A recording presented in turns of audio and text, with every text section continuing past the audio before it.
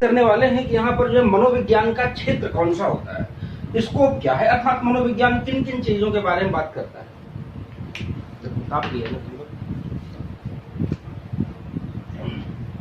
मनोविज्ञान का क्षेत्र, और इससे एक सरल सा प्रश्न आपके पेपर में आया करता है कि निम्नलिखित में से मनोविज्ञान का क्षेत्र नहीं। अब आप लोग थोड़ा सा एकदम सामान्य बुद्धि का प्रयोग करो और देखो कि कौन कौन से क्षेत्र ऐसे हो सकते हैं जहां पर जो है मनोविज्ञान का यूज होता है। जैसे आप देखें, बाल अपराध के संदर्भ में होता है मनोविज्ञान का प्रयोग। आप देखें तो डिजिटल के क्षेत्र में भी मनोविज्ञान का प्रयोग होता है, और आप देखें तो स्वास्थ्य संबंधी सेवाओं में भी मनोविज्ञान का प्रयोग होता है, और आप देखें तो समाजशास्त्री भी यहाँ पर जो है मनोविज्ञान का अध्ययन करते हैं। कुल मिलाकर के मनोविज्ञान एक व्यापक विषय है जिसका प्रयोग आपको विभिन्न प्रकार के क्षेत्रों में दिखाई देगा। लेकिन आपकी परीक्षा में जो प्रश्न डिस्कस किए जाएंगे वो यहाँ पर संपूर्ण मनोविज्ञान से न पूछकर केवल और केवल किससे आने वाले हैं, शिक्षा मनोविज्ञान के क्षेत्र से आने वाले। शिक्षा मनोविज्ञान अर्थात शिक्षा शास्त्र का कौन कौन सा क्षेत्र है, इनसे आपके प्रश्न यहाँ पर पूछे जाएंगे। अब देखो, शिक्षा मनोविज्ञान के क्षेत्र को हम व्यापक दायरों को कैसे सीमित करते हैं और कैसे एक संकुचित रूप में उसको बांध करके लाते हैं। तो सबसे पहले हम एक यहाँ पर चैप्टर लेंगे कि विद्यार्थी के संदर्भ में मनोविज्ञान अध्ययन करता है। अब एक बात यहाँ पर आपको ध्यान रखनी है कि शिक्षा मनोविज्ञान का ये काम नहीं है कि विद्यार्थी को क्या पढ़ाना है, लेकिन विद्यार्थी को हमें कैसे पढ़ाना है, ये बात आपका कौन बताता है, शिक्षा मनोविज्ञान बताता है। तो दोस्तों, एक पहला टॉपिक विद्यार्थी का होगा और दूसरा यहाँ पर शिक्षक, और शिक्षक को कैसे यहाँ पर जो डिसिप्लिन करना चाहिए, कैसे चीजों को पढ़ाना चाहिए, इस पर बात करेंगे। और तीसरा टॉपिक होगा सीखने की प्रक्रिया से संबंधित, सीखने की प्रक्रिया, सीखने का क्या प्रोसेस होना चाहिए, उस पर बात करेंगे। और फिर नेक्स्ट टॉपिक होगा आपका सीखने संबंधित वातावरण, सीखने से संबंधित वातावरण। और फिर नेक्स्ट टॉपिक होगा सीखने से संबंधित अनुभव, सीखने संबंधित अनुभव।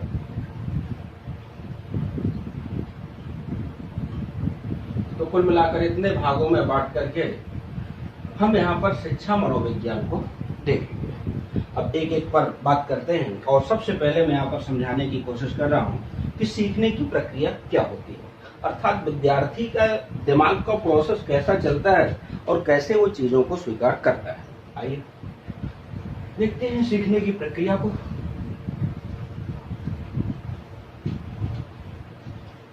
अब देखो, सीखने की प्रक्रिया के अंतर्गत कौन कौन से चरण आएंगे। तो सबसे पहले विद्यार्थी को संवेदना होगी, संवेदना, संवेदना के आधार पर ही ये प्रत्यय का निर्माण करता चलेगा।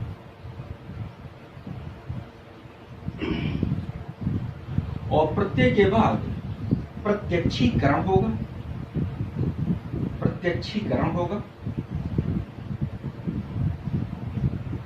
और इसके बाद संप्रत्यय होगा,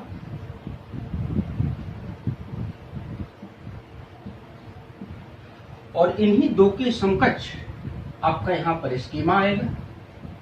इसको दोस्तों बहुत ध्यान से समझना है, आपके पूरे विषय में बार बार शब्द आएंगे और बार बार आपको उलझाएंगे, और जब शब्द की मीनिंग नहीं पता होती है तो हम कभी भी प्रश्न को हल नहीं कर सकते हैं। उसके आगे देखिए संप्रत्यय निर्माण होता है।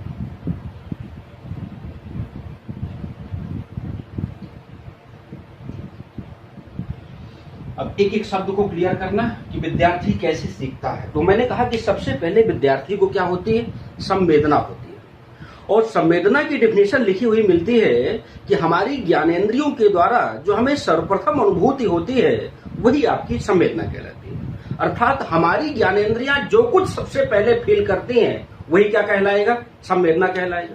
अब आपकी ज्ञानेंद्रियां क्या है, तो यहाँ पर जो है आंख, कान, नाक, जीभ, त्वचा, ये आपकी ज्ञानेंद्रियों में आते हैं। जैसे आंख से आप किसी चीज को देख रहे हैं और वो आपको दिखाई दे रही है, तो ये देखना ही क्या है, संवेदना है। अगर आप किसी को छू रहे हैं और आपको यहाँ पर जो महसूस हो रहा है कि हाँ कोई ना कोई वस्तु है जिस पर मेरा हाथ रखा हुआ है, ये क्या है, संवेदना है। अगर आप कोई चीज को सुन रहे हैं और ये नहीं समझ पा रहे हैं कि है क्या, लेकिन सुनाई जरूर दे रहा है, तो क्या है? संवेदना है। कुल मिलाकर जो सबसे पहली अनुभूति होगी, अब उसमें समझना कभी शामिल नहीं होता है। भाई आपका हाथ किसी वस्तु पर रखा है, आप अभी ये नहीं समझ पाएंगे कि मेरा हाथ किस वस्तु पर है, अर्थात आपको केवल अभी क्या हो रही है? संवेदना। और मैंने क्या कहा कि जो सर्वप्रथम अनुभूति होती है वही आपका संवेदना कहलाता है। अब आइए नेक्स्ट टर्म पर प्रत्यय।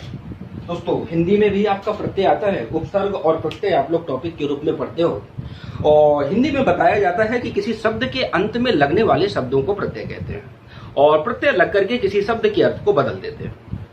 लेकिन यहां पर जो प्रत्यय आया हुआ है, इसके बारे में लिखा मिलता है मनोविज्ञान में कि जो किसी वस्तु के बारे में हमारे मस्तिष्क में जो भी धूमिल प्रतिलिपि का निर्माण होता है वही आपका प्रत्यय कहलाता है। मैंने कहा कि प्रत्यय वो है जो केवल धूमिल प्रतिलिपि का निर्माण करता है। धूमिल प्रतिलिपि का मतलब क्या है? धूमिल का मतलब तो समझ ही रहे हो, मतलब स्पष्ट ना होना। प्रतिलिपि का मतलब क्या है? फोटोकॉपी। भाई आप किसी रियल चीज की फोटोकॉपी निकलवाओगे तो जितनी रियल वस्तु साफ होगी उतना यहाँ पर फोटोकॉपी नहीं होगी।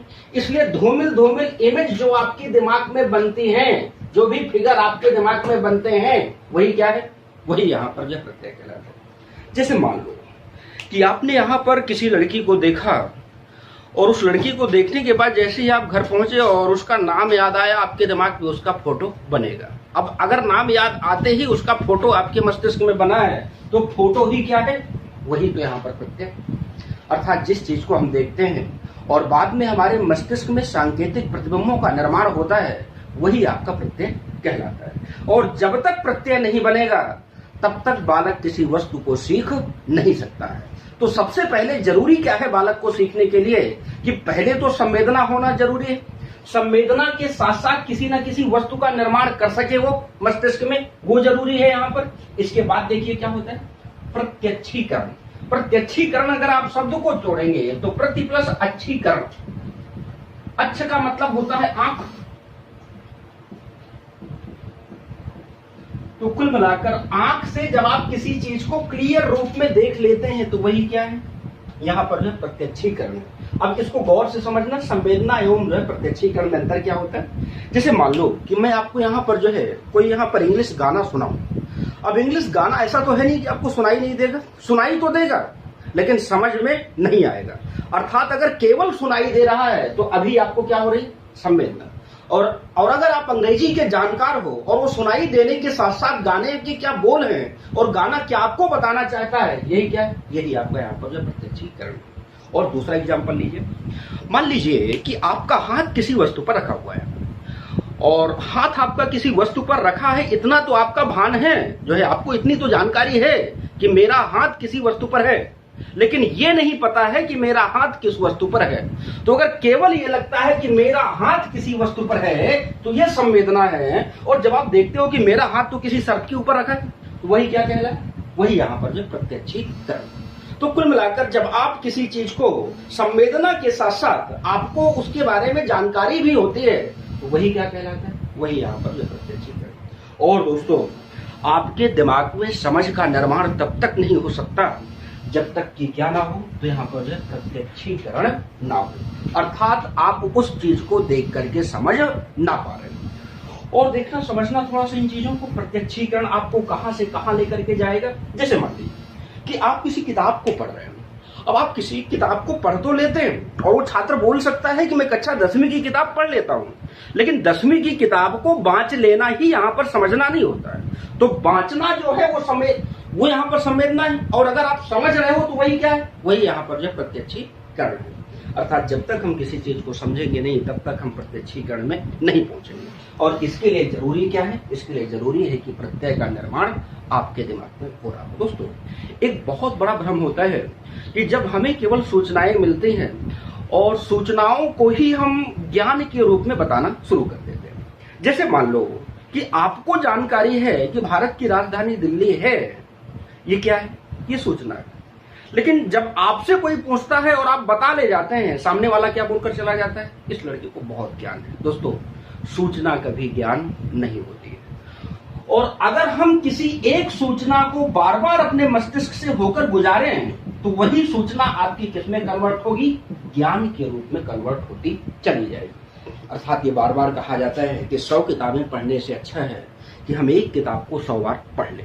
ये बोलने का मतलब ही है कि जब आप एक ही किताब को बार बार पढ़ेंगे तो सूचना आपकी ज्ञान के रूप में कन्वर्ट होती चली जाएगी, और जब बार बार हम पढ़ते चले जाते हैं तो वही ज्ञान धीरे धीरे बोध के रूप में कन्वर्ट होता चला जाता है। अब दोस्तों, आपको इस बात को ध्यान रखना है कि अंडरस्टैंडिंग लेवल तक लाने के लिए चीजों को आपको 2 प्रोसेस से होकर गुजरना होगा।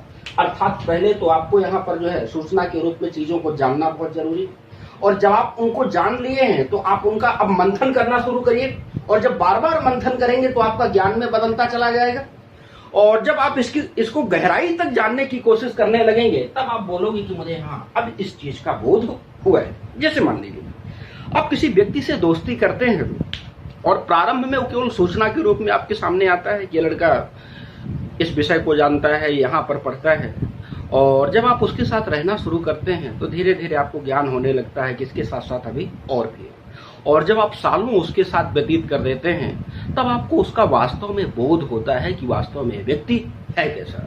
तो कुल मिलाकर बोध के स्तर तक बिना सूचना और ज्ञान के सहारे हम नहीं पहुंच सकते हैं, तो हमें पहले इनका सहारा लेना होगा।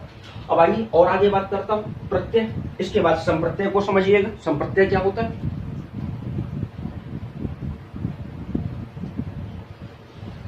इतना तो समझ में आ रहा है कि प्रत्यय को मैंने क्या कहा, किसी वस्तु की धूमिल प्रतिलिपि जो हमारे मस्तिष्क में निर्मित होती है वही यहाँ पर प्रत्यय कहलाता है।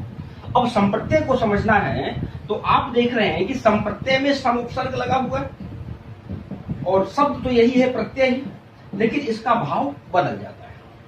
संप्रत्यय यानी कि कॉन्सेप्ट। कॉन्सेप्ट का मतलब है कि आपको जब टीचर जो है पूछता है क्या आपको ये समझ में आ गया है, तो आप बार बार बोलते हैं कि नहीं मेरा इसका अभी कोई कंसेप्ट क्लियर नहीं। तो दोस्तों, हमारा विषय में कंसेप्ट कैसे क्लियर होता है, और वही कंसेप्ट ही आपका मनोविज्ञान में क्या कहलाता है, संप्रत्यय कहलाता है। जब आपसे शिक्षक बार बार पूछता है कि समझ में आया, अब थोड़ी देर सोच करके तो नहीं आया, आपने नहीं क्यों बोला, हाँ क्यों नहीं बोला? भाई जब आप चीजों को समझ रहे थे तो समझते समय आप अपने मस्तिष्क से 2 प्रकार की प्रक्रियाओं को गुजार रहे थे, और वो 2 प्रोसेस आपके कौन से होते हैं जो आपके मस्तिष्क से होकर के गुजरते हैं जब आप संप्रत्यय निर्माण कर रहे होते हो। तो एक तो आप सामान्यीकरण का काम करते हैं, और दूसरा आप क्या करते हैं, विभेदीकरण का काम करते हैं। सामान्यीकरण का मतलब है कि जब आपके सामने 2 वस्तुएं आती हैं और दोनों वस्तुओं को देख करके आप समानता बतलाते हैं कि इसमें भी 3 पैर हैं, इसमें भी 3 पैर हैं, जैसे भी करके आप ऐसे बोलना शुरू करते हैं, तो इसका मतलब क्या है, ये आपका सामान्यीकरण कर रहे हैं। या मान लीजिए आप इतिहास पढ़कर बैठे हैं, आपके सामने दूसरा कोई विषय आता है तो आप बोलते हैं तो मैंने इतिहास में भी पढ़ रखा है, ये तो मुझे वहां भी देखने को मिला है। अब आपने अपने दिमाग में क्या किया, सामान्यीकरण कर रखा है। और विभेदीकरण का मतलब क्या है, यहाँ पर अंतर बतलाना सीख लेना। भाई 2 वस्तुएं हैं, अपने दोनों में क्या डिफरेंस है, बस ये जान लेना, वही आपको विभेदीकरण। क्योंकि हम पूर्व ज्ञान के आधार पर नवीन ज्ञान का सृजन करते हैं, तो पूर्व ज्ञान ही नवीन ज्ञान के सृजन के लिए यहाँ पर आधारशिला का निर्माण करता है। अब एक बात और समझना, जैसे मान लो कि आप जानते हैं कि त्रिभुज यहाँ पर 3 भुजाओं से घिरी हुई आकृति को कहते हैं, ये आपका पूर्व ज्ञान था, और शिक्षक आपको समझाने की कोशिश कर रहा है कि यहाँ पर समकोण त्रिभुज क्या होता है। अब वो बनाता है जैसे ही समकोण त्रिभुज, तो आपके दिमाग में तुरंत कौन सी इमेज बनेगी, त्रिभुज की इमेज बनेगी, और आप देखेंगे भुजाएं गिनेंगे, 3 भुजाएं हैं, 3 भुजाएं तो उसमें भी थी, और ये समकोण त्रिभुज है, ये मात्र त्रिभुज की संकल्पना है। अब दोनों को हमें समझना है, तो जब आपने दोनों में 3-3 गिन लिया, आपने अपने मस्तिष्क के साथ क्या कर दिया, सामान्यीकरण का काम कर दिया, समानता बतला लिया। लेकिन फिर आप क्या करते हैं, जब आपको शिक्षक कहता है कि समकोण त्रिभुज की एक खास विशेषता होती है कि इसका एक कोण 90 डिग्री का होना चाहिए। अब आप यहां से अंतर करना शुरू कर देते हैं कि जो है त्रिभुज की परिकल्पना में तो ऐसा नहीं था, लेकिन समकोण त्रिभुज की विशेषता है कि इसका एक कोण 90 डिग्री का होगा। जब आपने अंतर किया तो यही काम आपका क्या कहलाया, विभेदीकरण। तो पहले क्या था, ये पूर्व ज्ञान था। पूर्व ज्ञान के सहारे हम कहां तक पहुंचे, नवीन ज्ञान तक पहुंचे, और हमने मस्तिष्क में किया क्या, सामान्यीकरण, विभेदीकरण। और अगर हम ये नहीं कर पाए तब हम बोल देते हैं कि हमारा संप्रत्यय क्लियर नहीं हुआ है। और समझना इसको दूसरे ढंग से, जैसे देखो, शिक्षक ने कोई सवाल दिया कि आपको x plus y minus x, कुछ भी मान लो सवाल है, और वो आपको समझाता चला जा रहा है, लास्ट में आंसर के रूप में लिखता है इसका आंसर x है। अब वो करता क्या है कि इसको यहां से जोड़ देंगे, ये कर देंगे, फिर इसको यहां से यहां घटा देंगे, इसके बाद इसमें दोनों में समानता करके उसको निकाल लेंगे और फिर लास्ट में आंसर लिख देंगे। अब विद्यार्थी क्या करता है, लगातार चीजों को देखता रहता है, अच्छा ठीक है इसको वैसा करना है जैसा जोड़ की तरह होता है। अब आपने क्या किया, दिमाग में सामान्यीकरण किया कि हाँ वैसा करना है। अब आपने क्या किया, हाँ इसको मैं जानता था लेकिन इसमें थोड़ा सा इस बात को अंतर होता है, इस यहाँ पर इस अंतर को ध्यान में रखना है। अब आप क्या कर रहे हो, विभेदीकरण का काम कर रहे हो और लास्ट में आप एक निश्चित आंसर तक पहुंच रहे हो। इसी में आपका क्या होता चला जा रहा है, संप्रत्यय विकसित होता चला रहा है। अगर बीच का कोई स्टेप छूटा और वो नहीं समझ पाए तो आप बोल देते हो कि मुझे इसका संप्रत्यय निर्मित नहीं हो पाया। तो कुल मिलाकर संप्रत्यय कोई नई विचारधारा नहीं है। संप्रत्यय कुल मिलाकर जिन चीजों को हम समझते हैं और समझने का जो हमारे क्रम होता है उसके व्यवस्थित अध्ययन को ही हम मनोविज्ञान में किस नाम से पुकारते हैं, संप्रत्यय के नाम से पुकारते हैं। और संप्रत्यय निर्माण कब तक नहीं हो सकता, जब तक कि किसी चीज का जो है यहाँ पर जो प्रत्यक्षीकरण ना हो। तो अगर आपके पेपर में प्रश्न आता है कि संप्रत्यय निर्माण प्रारंभ होता है और ऑप्शन में ये सारे विकल्प के रूप में लिखे हुए हैं, आपको उत्तर क्या होगा, प्रत्यक्षीकरण से प्रारंभ होता है। तो मैंने अभी आपको मनोविज्ञान का केवल एक प्रश्न का उत्तर निकलवाया है कि संप्रत्यय निर्माण की प्रक्रिया की शुरुआत होती है, तो आपका उत्तर क्या होगा, यहाँ पर प्रत्यक्षीकरण। और प्रत्यक्षीकरण है क्या, मैंने इसको समझाया। संवेदना में इसका क्या अंतर है, ये मैंने समझाया। प्रत्यय क्या होता है, इसको मैंने समझाया। अब मैंने एक चीज बताई थी कि प्रत्यय और संप्रत्यय इन दोनों के बीच की घटना को स्कीमा के नाम से जाना जाता है। अब इसको भी थोड़ा सा समझने की कोशिश करना कि प्रत्यय और संप्रत्यय इन दोनों के बीच की घटना को स्कीमा बोलते हैं।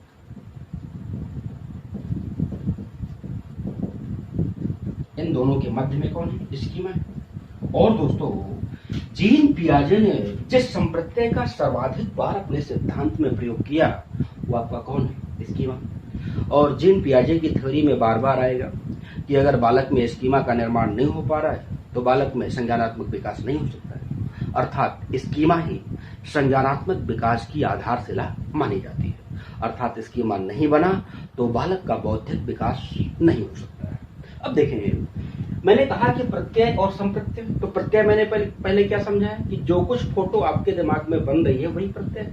संप्रत्यय मैंने क्या समझाया, अगर आप समानता कर रहे हैं, अंतर बतला रहे हैं, तो इसका मतलब संप्रत्यय निर्माण करने का काम कर रहे हैं। और इन दोनों के बीच में क्या है, स्कीमा।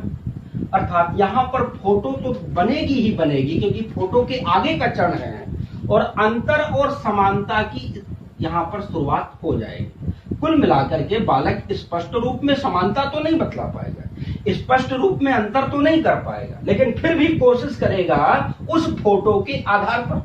तो जब फोटो के आधार पर कोई बालक समानता और अंतर बतलाने की कोशिश करता है तो हम बोल देते हैं कि बालक में स्कीमा बनने लगा है। और यही स्कीमा आगे चल करके किस में कन्वर्ट हो जाता है, संप्रत्यय। इसलिए बोलते हैं कि छोटे बालकों में समझ नहीं होती, क्योंकि समझ को मनोविज्ञान में हम क्या बोलते हैं, संप्रत्यय बोलते हैं। और समझ की शुरुआत कहाँ से होती है, स्कीमा से होती है।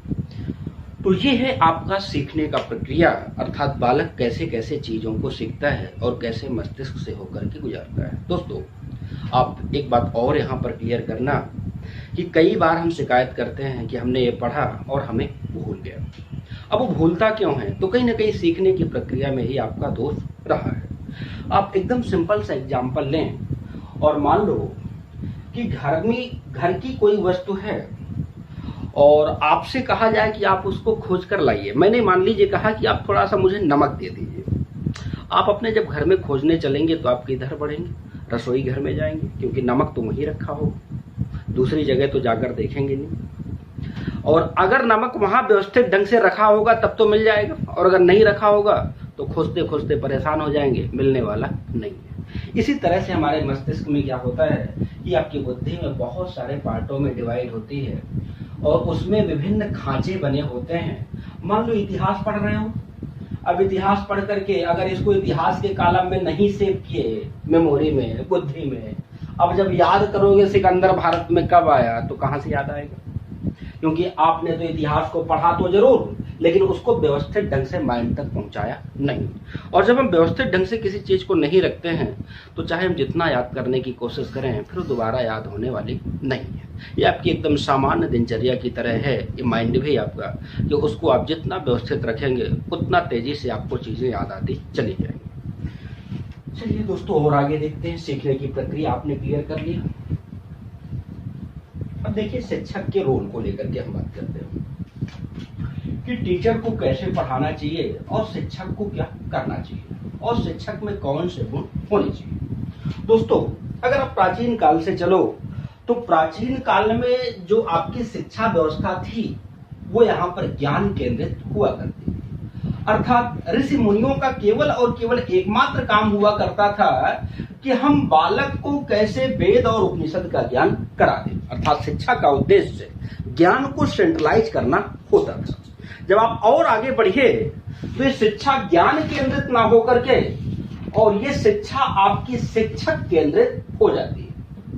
शिक्षक केंद्रित का मतलब है कि अब शिक्षक जो चाहेगा वही आपको पढ़ाएगा और जो नहीं चाहेगा वो नहीं आपको पढ़ाएगा।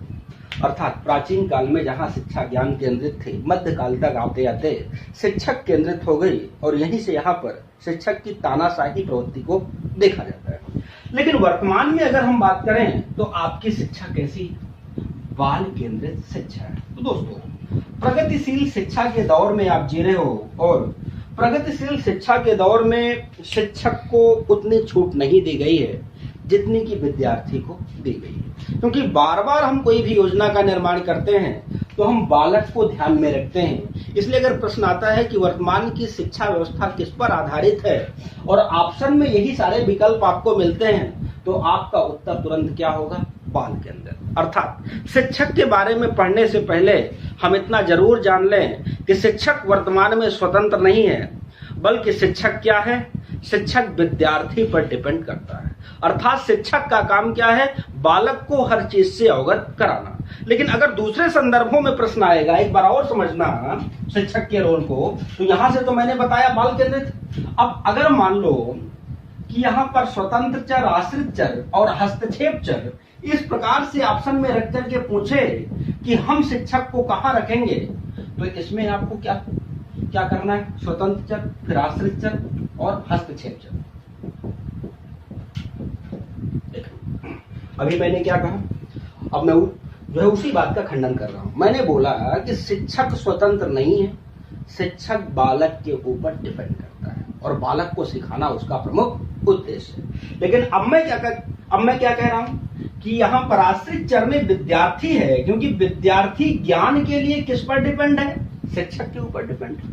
अगर टीचर ज्ञान नहीं देगा तो विद्यार्थी कहां से सीख जाएगा? तो हम मान रहे हैं कि विद्यार्थी यहाँ पर कैसा चर है? तो आश्रित चर है। और जो शिक्षक है आपका, शिक्षक यहाँ पर स्वतंत्र है क्योंकि विद्यार्थी इस पर डिपेंड है और शिक्षक को ही किस प्रकार से समझाना है और कैसी शिक्षण विधियों को अपनाना है ये खुद निर्भर करता है। इसलिए मैंने पहले लाइन में कहा था कि वर्तमान की शिक्षा बाल केंद्रित है और शिक्षक उतना स्वतंत्र नहीं है, लेकिन फिर भी मैं शिक्षक को कहाँ रख रहा हूँ? स्वतंत्र चर में रख रहा हूँ। और क्यों रख रहा हूँ? क्योंकि ज्ञान के लिए विद्यार्थी किस पर आश्रित है? तो शिक्षक पर आश्रित। और हस्तक्षेप चर के अंतर्गत आपका कौन आ जाएगा? तो आपका जो सिलेबस होता है वो आपका हस्तक्षेप चर है। सिलेबस ही बार बार टीचर को बताता है कि नहीं, इसके बाहर की चीजें नहीं पढ़ाना। सिलेबस बार बार टीचर को सीमित करने का काम करे कि बस आप इस चैप्टर में इतना ही पढ़ाइए, बस आप आगे का चैप्टर डिस्कस कीजिए। भाई जैसे देखें गति और बल, ये आपका कक्षा 6, 7, 8 में भी मिल जाता है, साइंस में आगे की क्लासों में भी मिल जाता है, लेकिन हर क्लास में पढ़ने का पैटर्न आपका अलग अलग होता है। ग्रेजुएशन लेवल पर भी वही चैप्टर मिल जाता है।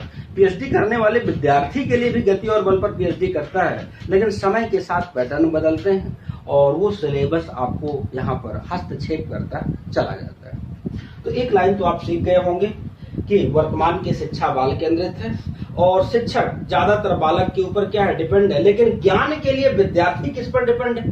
शिक्षक के ऊपर। इसलिए हम शिक्षक को कहाँ रख रहे हैं? स्वतंत्र चर के रूप में रख रहे हैं। चलिए, अच्छा,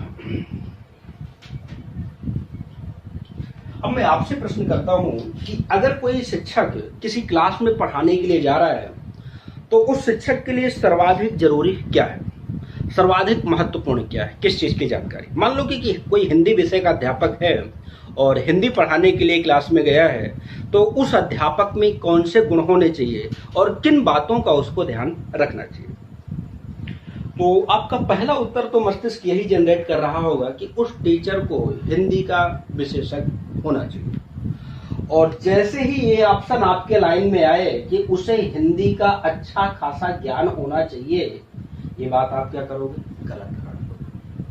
क्योंकि टीचर के लिए जो है यहाँ पर जो है विशेषज्ञता उतनी जरूरी नहीं है। शिक्षक के लिए सबसे ज्यादा जरूरी है कि वह चीजों को बालकों को समझाता कैसे है। तो पहली बात तो ये ध्यान रखना है। अब शिक्षक को किस बात का ध्यान रखना चाहिए, तो पहले बात है कि पूरी क्लास में यहाँ पर जो है तरह तरह के विद्यार्थी हैं और हर विद्यार्थी के सीखने का स्तर अलग है, तो वैयक्तिक भिन्नता के गुण का ध्यान शिक्षक को भली भांति होना चाहिए। जितना ज्यादा वैयक्तिक भिन्नता को समझेगा शिक्षक, उतना बढ़िया से चीजों को समझा ले जाएगा। अब आपके दिमाग में आ रहा होगा वैयक्तिक भिन्नता क्या है। तो आप जानते हैं विकास के विभिन्न आयाम होते हैं, जैसे कि शारीरिक विकास, संवेगात्मक विकास, संज्ञानात्मक विकास, बौद्धिक विकास, सामाजिक विकास, नैतिक विकास। और विकास के हर आयाम पर विद्यार्थी भिन्न होता है। ये जरूरी नहीं है कि हर विद्यार्थी का मस्तिष्क उतना ही डेवलप हो जितना कि दूसरे विद्यार्थी, अर्थात संज्ञानात्मक रूप से भिन्न हो गया। शारीरिक विकास, किसी विद्यार्थी का शारीरिक विकास अच्छा हुआ होगा, किसी का कम हुआ होगा। कुल मिलाकर के विकास के आयामों में जब हर विद्यार्थी अलग अलग है, तो शिक्षक को सबसे ज्यादा जरूरी क्या है कि इसी वैयक्तिक भिन्नता का ज्ञान टीचर को होना चाहिए। और ये जो वैयक्तिक भिन्नता का संप्रत्यय है, ये आपका किसने विकसित किया, फ्रांसिस गाल्टन के द्वारा दिया गया। अब मैं कहता हूं कि छोटी कक्षाओं में आपको जाना है पढ़ाने के लिए। मान लो कि प्राइमरी में आप एक टीचर के रूप में जा रहे हैं और जो प्राइमरी के अध्यापक के लिए सबसे ज्यादा जरूरी कौन सा गुण है। अगर ये प्रश्न आता है तो फिर से बात वही कि विषय का ज्ञान होना चाहिए, अच्छा खासा यहाँ पर जो है विषय का ज्ञान, अच्छा खासा यहाँ पर जो है अनुशासन का ज्ञान होना चाहिए, अनुशासन रखे क्लास को। इस तरह के मान लो आपके सामने ऑप्शन आ रहे हैं, तो फिर से आपको क्या करना है, इन सारे ऑप्शनों को काटते हुए चले जाना। दोस्तों, एक प्रश्न आया करता है, एक बात कही जाती है कि एक शांत क्लास से अच्छा है शोरगुल भरी कक्षा। किसी शांत कक्षा है अगर कोई, वहां पर बच्चे शोर नहीं मचा रहे हैं, तो हम व्यवहारिक रूप में तो बोलते हैं कि देखो विद्यार्थी कितने शांत हैं और कितना बढ़िया से अध्ययन करने का काम कर रहे हैं। और अगर एक शोरगुल भरी क्लास होती है तो हम तुरंत बोलते हैं कि शैतानी बंद करो और अपना दिमाग यहाँ पर जो है पढ़ाई में लगाओ। दोस्तों, ऐसा मनोविज्ञान में नहीं माना जाता। भाई, अगर कोई शोरगुल भरी क्लास है तो वो ये दिखाती है कि विद्यार्थी मानसिक रूप से भी क्लास में उपस्थित है। और अगर कोई शांत कक्षा है तो इसकी कोई गारंटी नहीं है कि विद्यार्थी मानसिक रूप से भी इस कक्षा में उपस्थित है। हो सकता है वो केवल शारीरिक रूप से इस कक्षा में उपस्थित हो। तो एक बात को आपको ध्यान रखना है कि शोरगुल भरी क्लास अच्छी होती है एक शांत कक्षा की अपेक्षा। और अगर प्राइमरी में किसी टीचर को पढ़ाने जाना है तो प्राइमरी में पढ़ाने के लिए सबसे ज्यादा जरूरी है धैर्य।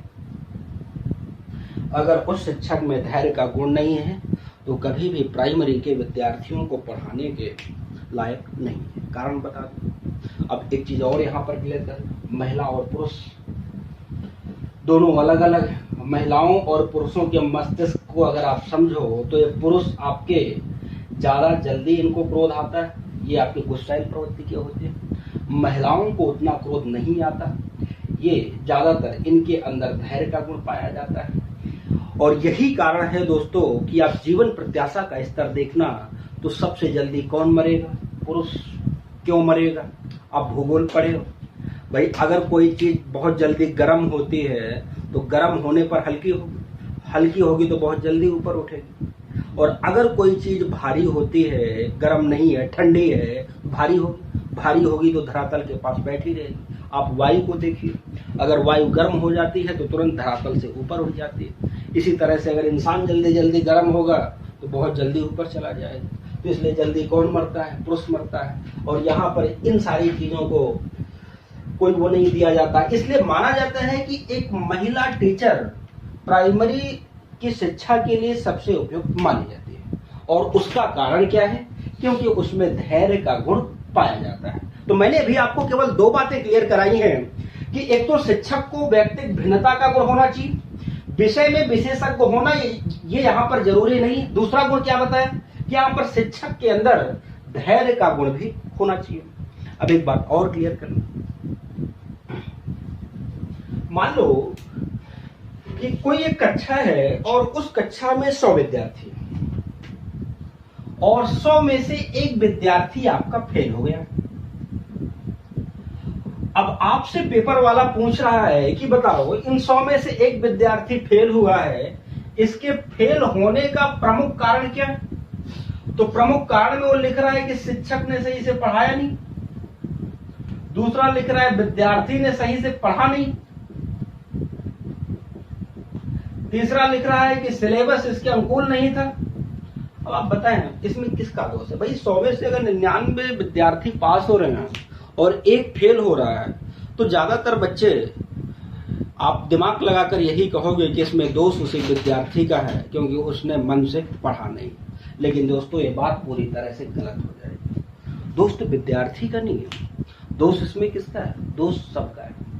शिक्षक का भी दोष है, विद्यार्थी का भी दोष है और सिलेबस का भी दोष है। अर्थात अगर किसी एक विद्यालय में एक विद्यार्थी फेल होता है तो उस विद्यालय की पूरी शिक्षा व्यवस्था ही आपकी फेल मानी जाएगी। तो एक बात आपको ये भी ध्यान रखना है कि कभी भी एकांकी रूप में जाकर के और किसी निश्चित निष्कर्ष पर नहीं पहुंचना है कि इसका उत्तर आपका क्या होगा। दोस्तों आज मैंने अभी शिक्षक टॉपिक को कंप्लीट नहीं किया है, शिक्षक पर केवल 3 पॉइंट पर बात किया है। नेक्स्ट वीडियो में मैं आपसे शिक्षक के क्या गुण होने चाहिए उनको और अच्छे से डिस्क्राइब करूंगा और आगे बात करूंगा कि विद्यार्थी में कौन कौन से गुण होने चाहिए और विद्यार्थियों में वर्तमान में यहाँ पर